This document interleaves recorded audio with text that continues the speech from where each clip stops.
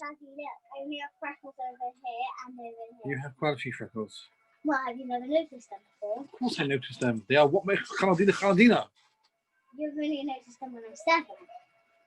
Although I've had them all my life. What is it a jolly good job? What? What is it a jolly good job? Huh? What is it a jolly good job? I don't know what you mean by that. What is it a jolly good job? I always say it's a jolly good job that your... Freckles. No. I say it's a jolly good job that your father loves you. Although you do work all the time. Well, not all the time. Except for when you sleep. And go out to the minion and go outside. That's but the rest of the day you just... Wait, what would happen if I did that? For what? This. Well, nothing is not connected. Like a broken mouse. It's just not connected up. But that one's connected.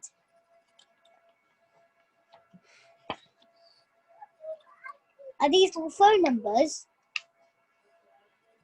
How How many phone numbers do you have? Daddy, how many phone numbers do you have? few.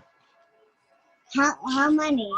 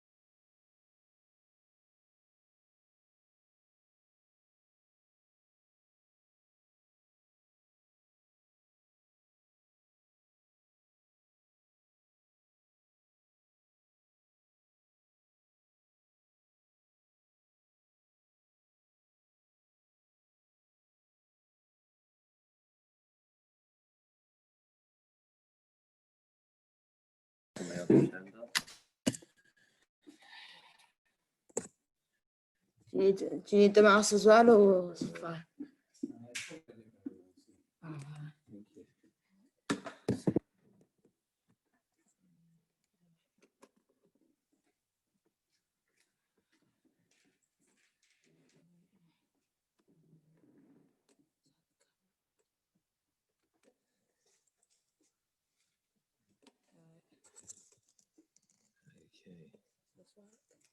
Yes, perfect. You recording? Yes. I don't know if it's recording. Oh, yeah, it's Yep. recording. Okay. Give it a few minutes. Thank you so much, Annie.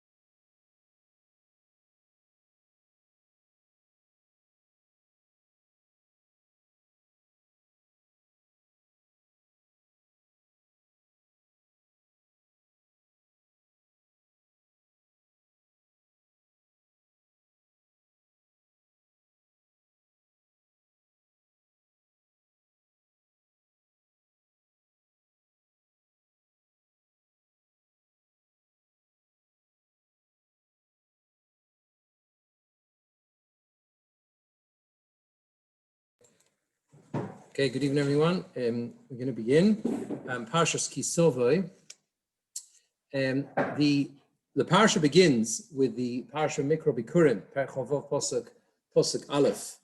And to understand the importance of Bikurim, significance of Bikurim, I think there's a need to understand properly the very first Posuk. What the Toras says, "Vayaki Savoy ala Oretz." It will be that when you come into the land of Hashem Lekecha Nosein Lecha Nachalo, HaKadosh Baruch Hu gives you as an inheritance, Virishta, and you inherit it, Yoshavta Bo, and you dwell in the land, you live in the land. And Rashi says, Vayaki Savoy Yoshavta Yoshavta Bo, Magid Shlenis Chayavu B'Bikurim, Ad Shekovshu Es Haaretz V'Chilkuah. So the significance of those words, Virishta Yoshavta Bo, is the fact that they only became obligated in the mitzvah of Bikurim once they'd conquered the land and they'd actually divided it up. That's what we call Yerusha v'Yeshiva, the Gemara says in Kiddushin. Only at that stage do they become chayav in Bikurim. The Kli Yaakov picks up here on a very, very fascinating point. He says like this, he says, Lo motzinu lashon v'yishtav yoshavta bo, ki im kan of a parshas hamelech. Only twice in the Torah, he says, do you find those words, v'yishtav yoshavta bo. Once it's here, and once is in the Parsha of the Melech. So in the Parsha Shoftim, when the Torah gives the instructions of appointing a king, it also says, Virishtav Yoshavta Bo. And he says like this, Livisha Acha Yerusha, Yeshiva Yerusha, Yishman Yisrael Viva. After the Klal Yisrael live and settle to inherit the land, they will have a tendency to become settled, become overconfident, and eventually God forbid, rebel. And they will ask for certain lofty or certain status symbols that the other nations have. And that's the significance, of course, in the Parsha Hamelech, right? When they ask for a king, they say, the Torah says, we want to be like everyone else. You know, is really a notion of settling, and therefore a settlement which can lead to rebellion. Kach. So he says, therefore, the Parshas Bikurim, the whole idea of Parshas Bikurim, he says, is to subdue that loftiness of their hearts. That, again, he's using that clue of Yerushav Yeshiva, if you like, Yerushav Yeshiva, Yeshtov Yashavta Bo, that he's identified in the Parshas HaMelech, the only other time where these words are found. And the idea is that when they enter that state of Yasim Libom Loma Kilohem Haaretz or Becharbom Yerushua, the Hashem, the idea that they will think and think to themselves, you know, we've put all this work into this land, this is our land, they become too self-satisfied, overconfident in the sense that it's all on the basis of their own efforts. And that's why the Torah says,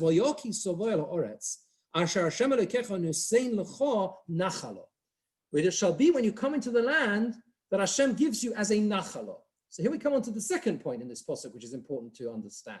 There are two words here which seem to really mean the same thing. One is nachalo and one is Yerusha. What is the difference between a nachalo and a Yerusha? Says the Kliyaka, you're not coming to the land but Toras Yerusha. It isn't an inheritance in the sense that you are, in the sense almost of entitlement, like an inheritance which is passed down to you through your ancestors. That isn't the perspective you should have on Eretz Yisrael. Hashem has given you the land as a gift, in order to return to Him. In other words, to keep the mitzvahs of HaKadosh Baruch Hu. But you won't think that way. You will think that you are entitled to it. It's a Yerusha, it's yours alone through your own efforts. You'll take hold of it, he says, like a Yeresh, like someone who inherits a treasure, a major inheritance, and won't let go of that inheritance and believes that they're entitled to that thing. And then he carries on, this your Shavta is the same thing, like a Toshav, like someone dwelling in it, it's my entitlements. And he says, that leads you to uplift, to become haughty, to forget Hashem. And therefore he says, therefore Hashem says, I'm commanding you the mitzvah of Bikurim. He says, this is how the Rambam understands the mitzvah as well. The main purpose of this mitzvah is that Klal Yisrael should understand the need to not develop that perspective. They should develop a perspective of humbleness in that sense, and to be meshabed their hearts, to enslave their hearts to Hashem, rather than believing it's all on the basis of their own efforts. And he carries on to say that this is the significance of the words that the person bringing Bikurim says. He says, Higadati hayom, I have told today, I have related today, a few pasukim later, Kivosi el haaretz. I've come into the land, what has he said? You know, it's in the past tense. Higadati hayom, I've told today that I've come into the land. He hasn't done anything yet. He's about to make the declaration. The answer, says the Kliyaka, is that the very act, he says, of bringing the Bikurim is itself a vidui. It's itself a form of confession. It's a confessional prayer. It's a vidui. It's an acknowledgement that the land is a nachala and not a Yerusha from Hashem. And he says the following beautiful words. He says, Shebahalicho v'havor zu, through this bringing of the Bikurim, it's as if I've already stated and explained what I mean by saying that I've come into the land, that it's not a Yerusha. It is only in this way that Hashem, it is through the fact that Hashem swore to our forefathers to give it to us. I'm testifying about myself. That's all from Hashem. And he says like this. He says, "Ki eretz zu lo tikra artzecha, ki im acha havoas horeshis." It is only called your land after bringing the rashis, the first fruits to Hashem. That is what defines. That's what makes it yours. That's what makes it yours. That allows you to consider it to be yours. That gives you that ownership. Through bringing it, that's how you're able to take all the pre-Adama, the fruits of the lands for yourself. So he says that bringing itself is the Haggadah in the Pasuk, is Higadati Hayom. And then he goes on to, of course, give the history using in the Haggadah Shal Pesach, the psukim that we use to explain the Haggadah, Arami Ovid Ovi. But I think this kliyokar needs a slightly deeper explanation, because we still have to clarify what is the difference between a Nachala and a Yerusha. What is the exact difference? There are different mahalchim in this. There are different perspectives, different pathways towards understanding the difference between these two words. One that I saw, which I think fits beautifully with understanding the kliyokar and how it is that Bikurim itself allows a person, enables a person to develop this perspective and to develop the correct perspective towards the land of Israel, and by extension to life in general, is that presented by Rosh Shmuel Luzzatto, known as Shadal. He says the following thing. He says that a Yerusha is something a person receives when a person receives everything. Yeah, that's what a Yerusha is, when you're the only Yerush. He brings proofs from Psukim. The Toras says, Avram Avinu says, when he's worried that he doesn't have a child, what does he say? Hinei ven beisi yoreshosi, right? The servant of my house is going to inherit from me. Hinei ven beisi yoreshosi. So the word Yerusha is where there's one person who's getting everything. Nachala is different. He links the word Nachala he says it's connected to the word Chelek, meaning a portion. There are similar words, interchangeable letters. Nachala and Chelek, he says, are related, a portion. Why? He says a Nachala, the word Nachala is used when it is always alongside others who also receive their Chelek, who also receive their portion, right? So Yerusha is all me, and a Nachala is a divided inheritance, where I have a part, but I recognize there are other people in the picture as well. And you see that in the Psukim as well. For example, in the Parsha of Nachalas, when the Torah described Parsha Pinchas, described that, what is it? B'yom hanchiloi espanov. The word used is hanchiloi, when a person gives over the Nachala to his children, plural. And also you find it in Parshas Ha'azinu, when it says B'hanchel el yoim goyim, right? The beginning of the Shuras Ha'azinu, again, the word Nachala is used in respect of the simultaneous division of the Hashem's distribution of the lands of the world, the nations of the world, to the 70 nations, right? Right, which is what the Pasuk refers to there. So according to this, we can, I think, really understand the depth of the Kliyokar's Pshat and what it is about Bikurim, why it makes it your land. Because the key and the difference between understanding to move from Virishtov Yoshavtobo, that it's an inheritance that I work for, it's all mine, that I work through my own efforts, it's all me, that Yerusha v'yeshiva, remember the same phrase used in the Parsha of the Melech, when you're settled, you feel good, it's all me, then you say, how do you move from that to an understanding of Hashem Elokecha, no sein lecho nachalo? The answer is, when you realize that you are able and you have to give something away. Because when you can give something away, right, for a higher purpose, you realize it's not yours. So you understand, it's the same idea as the Nachala idea. What makes you understand that Eretz Yisrael is a Nachala? Because you can bring the best fruits that you have, the rashis, and you give them away. Yeah. Yeah, that's right. Of course. Yeah, exactly, absolutely. It's a Nachala to all of Bnei Yisrael, to the whole of Klal Yisrael. But the way you cement that inside yourself is by giving it away. It's by giving it to HaKadosh Baruch Hu. And the message is not only just the rashis, the first fruits, the bikurim should you be bringing to Hashem, but everything you own only becomes yours if you're able to give it away for the right purpose. You're able to give it to others, you're able to share it with others, you're able to uplift it for a higher purpose. Then the Yerusha becomes a Nachala. There's a famous story of Sir Moses Montefiore, where a man was supposed to have once gone up to him and said, how much are you worth? Now, Sir Moses Montefiore, as you may well be aware, was a rather wealthy gentleman, right? And he gave a figure, right? He gave a figure that was clearly less than this man was really worth, because it was, he was renowned to be a man of substantial means. And the man said to him, when he gave the figure, he says, come on, he says, you're kidding me. You're worth a lot more than that, aren't you? And he looked at him and he said, no, the figure I gave you was the amount I gave to tzedakah, I gave to charity this year, right? Because you are only worth as much as you're able to give away. That's where my real worth is, the fact what I can give to tzedakah. We take ownership only when we can give away something to someone else. We can give away, when we can give the Bikurim, bring the Bikurim to the Beis HaMikdash, and say to HaKadosh Baruch Hu, Kivosi el ha'aretz, I have come into the land which you've given me as a nachala. The idea is that then the farmer will be able to go back home and do the right thing with everything else he owns. That's how the ratius of the Bikurim defines everything else he owns. And I think that's the depth of the Kliokos Pshat here, which makes the whole Parsha of Bikurim such a fundamental Parsha, not just for the farmer who actually is Mekayim, the mitzvah of Bikurim, but for all of us as well.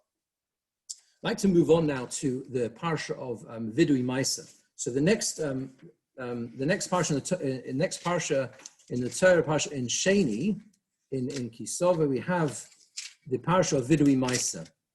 Vidui Maisa is very unusual. It's completely unique because effectively, and I'd like to present Rav Hirsch's Mahalach, Rav Hirsch's explanation of these psukim of Vidui Maisa. Is the reason why it's unique is because it is the only case in the entire Torah, right, where we find a mitzvah that requires a retrospective vidui, right? That there is he says it's the only example in the Torah where the Torah tells you to do something, and then at a certain point, right, when you have to, at the end of the bringing of the 3 years of the cycle, you come to the cycle and you have to actually you take a declaration and you say, I've done everything I was supposed to do. I brought my Sarishim, my Sashem, I've done all the things I'm supposed to do. So that's the first thing that makes this parsha unique. The fact that the Torah itself mandates a vidui, an avowal to say that I have done everything that I'm required to do.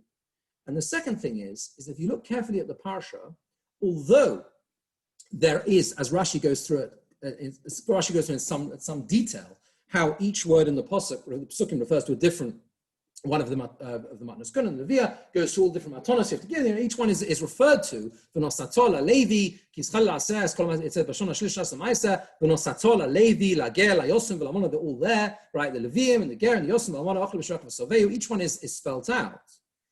But you look carefully and you realize that there is a particular focus on Maisa Sheni.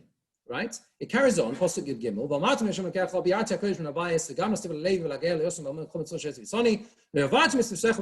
They haven't forgotten anything. And then it says, Pasuk Yud Dalet, I didn't eat from the Maisa when I was in a state of mourning and aninus. Whether Rashi says, I was Tomei, it was Tahar. Whether I was Tahar and it was Tomei, I didn't consume it in an incorrect manner. I didn't use it to, Rashi says, to make an oren or tachrichin for a mace, the shrouds for a mace. Now, I've done everything Hashem you commanded me to do, and therefore then follows the tefillah, may you look down from your holy habitation, so there's that pasuk Yudalad, can only really refer to Ma'aser Sheni, because you're the Yisrael, yeah? The only one of the Ma'asers that you consume where you can make a declaration and say, I didn't do the wrong thing in consuming this, these Ma'asers, right? The only one where it's applicable, those words work, is with Ma'aser Sheni. So what is the significance here about Ma'aser Sheni, which of course we know? Pardon? Why? Why is it the only one? Because that's the only one you eat. That's the only one of the maestros that you eat. That's the point. Simple as that. So Meiser Rishon you're giving to a Levi, Meiser On you're giving to the Aniyim, right? The only one that you're eating where you need to make a whole, if you like, a whole thing out of it that I didn't do the wrong thing when I was an Oin, is Ma'aser Sheni. So there's a particular focus here on Ma'aser Sheni. Ma'aser Sheni is only bought, of course, 4 years of the Shemitah cycle, only the second and fourth and the fifth and the sixth years of the Shemitah cycle, and it's the only one where the person himself consumes, the farmer himself consumes it himself. He brings it to Yerushalayim, or he's paid it, redeems it, and brings the value to Yerushalayim, and then buys food in Yerushalayim and consumes it. So Rav Hirsch says like this, earlier in the Torah, when he discussed this in greater length, he says that the Ma'aser Rishon, Ma'aser Sheni, Ma'aser Oni should be understood as covering all three aspects of the human personality. Ma'aser Rishon is effectively the Ruchnius element, right? Ma'aser Rishon, Truma is a different category. Truma is talking about specifically about the Maestris, yeah, the tithes. Ma'aser Rishon is Ruchnius. Why? Because Ma'aser Rishon you give to the Leviim, and the Leviim always represent Torah. They are they're part, besides being over in the Beis Hamikdash, of course, they were also involved in they were the mechanchim. They're supposed to be the mechanchim, the educators of Klal Yisrael, teach Torah. That is the basis. That is why Ma'aser Rishon represents Ruchnius, represents Torah. Ma'aser Oni represents the responsibility we have to our fellow human beings, right? That is what is Ma'aser Oni? Ma'aser Oni is the third and sixth day. You give the Maestros to an Oni, to a pauper. You say, this is for you, I'm supporting others. So it creates that sense in us of how important it is to think of others. Ma'aser Sheni, though, is about ourselves. It's about the guf, our own physical selves, right? Because we have to go and take it and consume it ourselves in Yerushalayim. So Rav Hirsch says, what you see from here and the significance of the fact that the Vidui Ma'aser is really wrapped around and focused on Ma'aser Sheni is that the Kedusha of the Guf, maintaining and elevating the sanctity of what we do physically, the way we live our ordinary, mundane, normal lives, is the foundation of Ruchnius in Yiddishkeit. It is the foundation of everything, to turn the physical into the spiritual. In other words, allowing everything we do in life to become a part of the Ruchnius itself. And that is why the Torah says in the Parsha of, when it describes Ma'aser in greater detail, the Torah says, earlier it says like this: earlier on in Sefer Devarim, so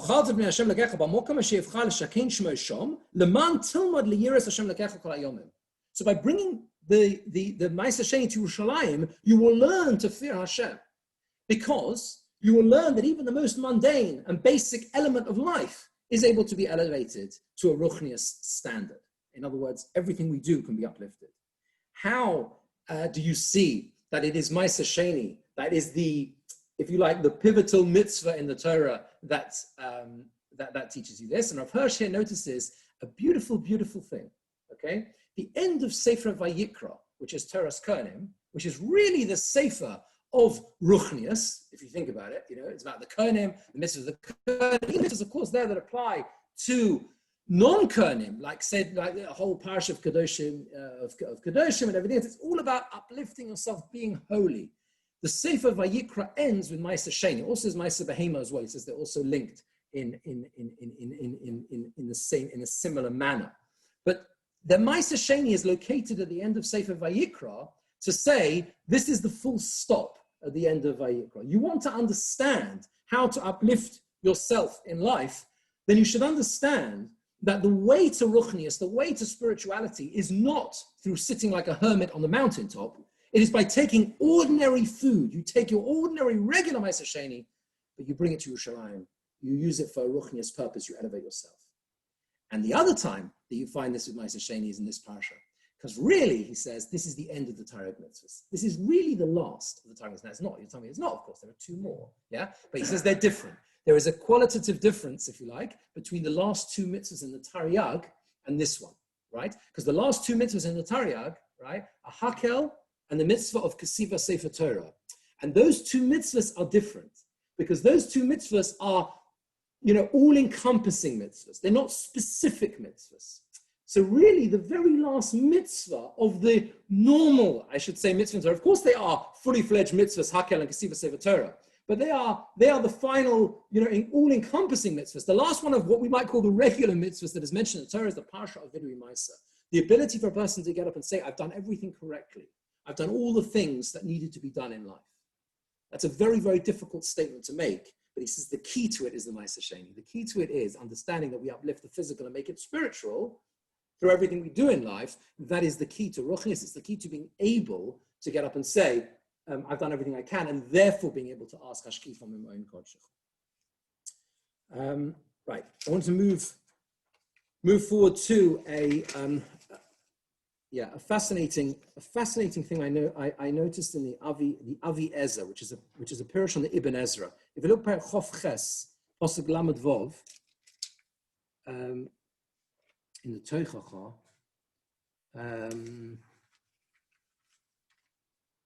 so the Torah says like this: Yolech Hashem oscha, Hashem will lead you, ve'es malkacha asher tokim alecha, and your king that you appoint over yourselves, El Goya shelo yodata, to a nation that you do not recognize, Atov ve'avasecha, you and your forefathers, ve'ovadat Shom, Elohim acherim eitz va'oven, and you will serve their gods of others, eitz va'oven, made of wood and stone. So part of the Teichacha itself is the idea that Klal Yisrael will be in such a difficult position that they will not only be led into exile, but while they're there, they will be forced to serve Avodah Zarah. Says the Ibn Ezra, very, very brief Ibn Ezra, V'avadat Shom, and you will serve there, V'loi yoel lecha, and it will not help you. Rakti el Shama, Koloi Echo Yoshumu, that's the next possible Yisrael Shama. You will be an astonishment. And you'll be a lemoshel. The Torah carries on lemoshel v'leishnina b'chol ha'amim. The idea being that everyone will use Klal Yisrael as almost like a parable and saying, like, you see how bad, look how bad they are, look how far they've fallen, right? Those two words, v'lo yoel lecha, this will not help you. It picked up on by the Avi Ezra, which is a Pirush on the Ibn Ezra, to much later. I think he lived in the 18th century, and he says like this. He says. It's printed in some standard editions of the Mikros Gedolos if you're following in a Chumash. Otherwise, let me read you what he says. It was good what I wrote in my work, Adas Devarim. He refers to another work that he wrote, I'm not familiar with this. Pirush Inyan Hazeh Ba'arichus. The explanation of this matter a great length. B'sham Ne'emar, Ki Nigle Lefonov. There I explain, he says, Ki Nigle Lefonov, it's revealed it was revealed in front of HaKadosh Baruch Hu, Shi'amiru kvoidoi ba'artzos hagoyim.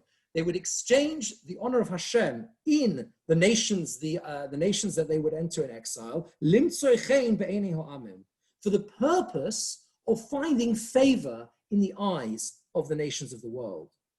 That was the entire function. He's understanding that when the Torah says, V'ovadu Toshom Elohim Hachem Etzel Oven, doesn't mean you'll be forced to do so. It means you will yourselves try to do so in order to ingratiate yourselves with the country that you're residing in. It's a frightening thing. The Kushta de Milsa, but the truth is, and he refers to a Gemara in a famous Gemara in Tanis. There's a Gemara in Tanis that tells us Rechinina ben Dosa. Rechinina ben Dosa's daughter was very worried about, she couldn't afford oil, exactly, she couldn't afford oil for Shabbos, and so he said to her, don't worry, use vinegar. Vinegar, how are you going to like vinegar? And he says these immortal words, if Hashem says oil can light, then Hashem will make vinegar light. You know, what's the difference? It makes no difference to HaKadosh Baruch Hu. You're worried about the oil, so use vinegar. And in this context, he says, in the same manner, the truth is, the one who gives grace in the lands of the nations of the world, he can also say to remove that grace as well. In the sense that if you feel that you're finding that the way in to find favor is to exchange, God forbid, your faith for that of the country you're residing in, it is a pathway to disaster. It is something that will not work. And he says that's what the Ibn Ezra means. It won't help you. You think you can find a way in by giving up the principles of Yiddishkeit, because of course this doesn't necessarily only mean in an extreme way of being over the Avodah Zarah. You think you can succeed by giving up on Yiddishkeit in order to make sure that you fit in, make sure that everything, that they'll treat you the same. We should be like everyone else, exactly the same as the nations. It will not work, and it's a frighteningly prescient perspective on the story of Klal Yisrael in Golus, because whenever Klal Yisrael have tried to think that the way out, the pathway out of anti-Semitism is to ensure that we are as like the nation around us as we can be, it always ends in tragedy. The only path that Klal Yisrael have is to maintain their strength in Yiddishkeit. And finally, we move to the very end of the Parsha, Perek Chof Tes, Pasuk Gimel. I just feel that these last psukim at the end of Ki Savo, we really don't give enough attention to, because we're very focused on the length of the Teichacha. But really, there's a very short parsha here at the end, which is so incredibly powerful. Just after the Teichacha, it says HaKadosh Baruch Hu made the bris with Klal Yisrael through the Teichacha itself. Vayikra Moshe pasuk Perek Chof Tes pasuk Aleph. Vayikra Moshe al Kol Yisrael vayoma aleihem atem re'isim. You have seen is Kol asher osa Hashem le'inechem be'eretz Mitzrayim lefar l'chol avoda v'l'charta. You've seen everything. You saw the whole lot. You saw these incredible wonders and signs. You saw amazing things. You saw kriyas yams of everything. And then, Hashem has not given you a heart to understand, eyes to see, or ears to hear until this day. He carries on talking about the journey in the midbar. What does that mean? What does that possibly mean? You've seen everything, but you haven't got anywhere with it. It hasn't been any. Only now, only Hayom Hazeh. What happens today? Rashi says, Shomati. Very unusual. Rashi should say that. Shomati, I've heard. He doesn't say where specifically he's heard. He says, Shomati, I heard. That was the day that Moshe gave the Sefer Torah to the Bnei Levi. Later on, it says he gave the completed Sefer Torah to the Bnei Levi. That day, all of Klal Yisrael came in front of Moshe Rabbeinu, and they said to him, Moshe Rabbeinu, we also stood on Har Sinai. And we received the Torah, you gave it to us. It wasn't just your Shevet, it wasn't just Shevet Levi.